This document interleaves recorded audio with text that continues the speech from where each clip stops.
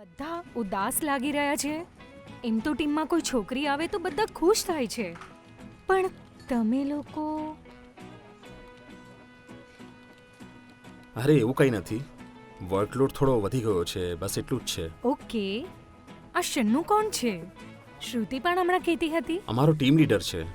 તો હજુ સુધી ઓફિસ કેમ નથી આવ્યો? શ્રુતિએ કહ્યું કે એ કેટી આપશે. તે ટાઈમિંગ ફોલો નથી કરતો, બધું કામ એમ્પ્લોઈઝ પર છોડી દે છે. એટલે એ અહીંયા નથી એટલે પૂછું છું. ટીમ લીડર્સ છોકરીઓને હેરાન કરે છે, એ સાચું છે કે?